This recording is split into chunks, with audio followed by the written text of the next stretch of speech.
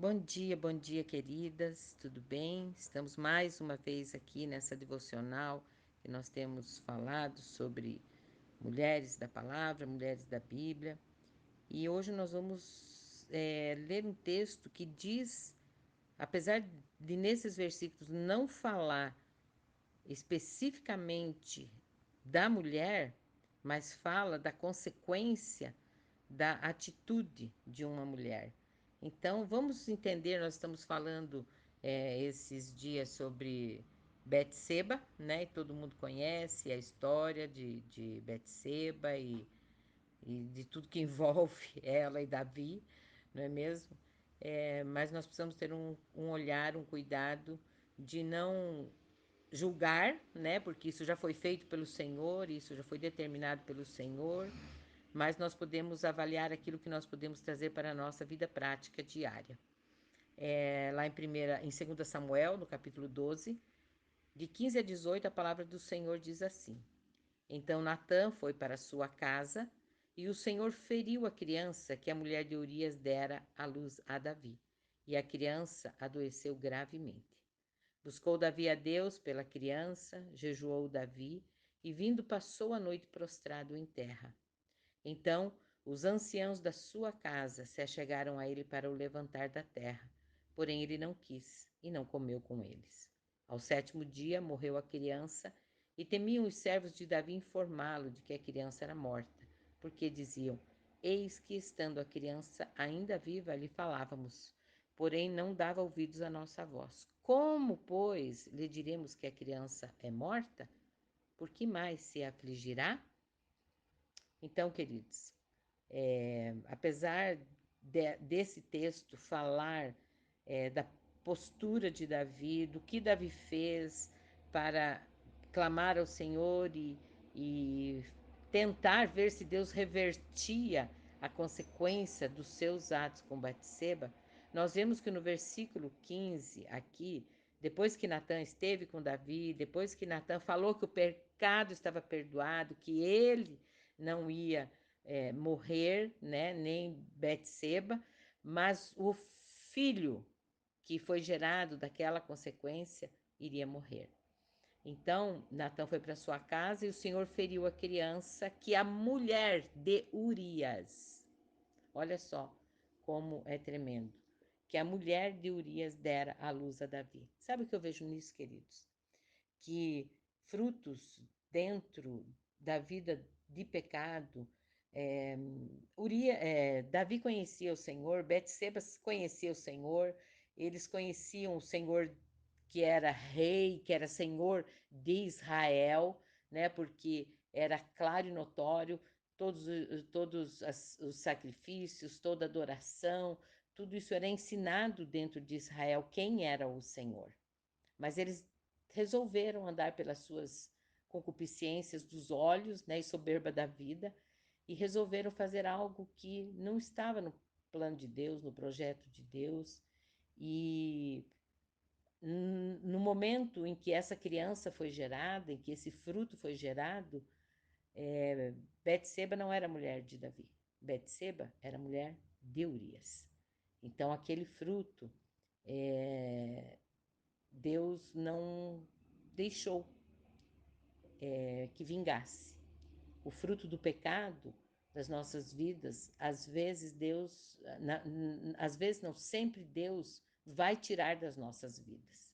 O Senhor, de uma forma ou de outra, aqui aprove a Deus levar essa criança para Ele, né? Eu não duvido que essa criança foi para o Senhor, porque não tinha pecado, não tinha, apesar de ser concebida em pecado, como o próprio rei Davi no Salmo fala, concebido em pecado eu fui, essa criança voltou para Deus, o espírito dessa criança voltou para o Senhor, né? Naquele momento, porque o Senhor quem dá a vida é o Senhor quem tira a vida. Então, nós não podemos negar a onipotência e soberania de Deus em todas as coisas. A forma como ele faz, isso aprove a ele, né? É ele quem decide, é ele quem faz. O fato é que aquela criança era fruto de algo aonde Davi não tinha a autoridade, não tinha propriedade, não tinha a bênção de Deus, e Betseba estava infringindo, estava adulterando uma situação que era a realidade dela. Ela era mulher de Urias. Muitas vezes, queridas, nós adulteramos a posição que Deus nos dá. E nós mexemos com as nossas forças, damos vazão para os nossos quereres, nossos desejos, né? E depois, quando nós perdemos aquela conquista diante daquele momento ali, né? O fruto daquilo ali, nós ficamos tristes, amargurados. E não foi diferente com Betseba. A dor que essa mulher passou naquele momento foi muito grande. Foi a perda de um filho. Mas aprove a Deus ser dessa forma. Só que quando nós vemos que a misericórdia de Deus, e Ele é mestre, como diz lá em Isaías 45, Ele endireita caminhos tortos, Ele quebra portas de bronze, Ele despedaça ferrolhos de ferro, Ele descobre tesouros encobertos. Então, depois do arrependimento, depois do quebrantamento, Deus falou que aquele pecado não iria levá-los à morte, mas tirou o fruto daquele pecado da vida de Davi e de Betseba. Tirou daquela mãe aquele filho. E muitas vezes, querido, não se trata na nossa vida de filho gerado fisicamente em nós, mas de sonhos que nós, de forma errada, nós conquistamos, de forma errada, que não consultamos a Deus, no momento em que não é para ser, e é o Espírito Santo quem nos convence disso, né? É o Espírito Santo que nos convence disso. E muitas vezes, e na maioria das vezes, o Senhor tira, né? O Senhor tira de nós, não nos deixa usufruir, não nos deixa gozar da alegria daquela conquista, daquele bem, ou daquele êxito, daquele mérito, né? Porque o mérito não foi de forma apropriada, o mérito foi conseguido de forma errônea, sem olhar para os preceitos e para a vontade de Deus. E ainda por cima, como diz o profeta Natan, vocês deram motivo para que os inimigos do Senhor blasfemassem. Então nós precisamos cuidar de não dar motivo para outros blasfemarem contra o Senhor, seja eles nossos amigos ou os nossos inimigos. Então, queridos, a bondade do Senhor veio sobre Davi e sobre Betseba. E depois que Betseba foi realmente esposa de Davi, foi que Deus deu Geditias. Geditias, vocês vão ver para frente, né, nas outras meditações, que foi o nome que Deus deu para Salomão. Ele era amado do Senhor. Então, há esperança, né? Há esperança para as nossas escolhas erradas. E a dor é curada. A dor é sarada. A dor é extirpada das nossas vidas. E aquele momento de tristeza foi extirpado da vida de Betseba. Um grande beijo para vocês, que Deus abençoe e que nós coloquemos diante de Deus aquilo que tem causado dor a nós, reconhecendo que é por causa de não termos honrado o Senhor com a nossa atitude ou buscado nele a vontade dele, porque a vontade dele é boa, perfeita e agradável e ela traz alegria para nossa alma.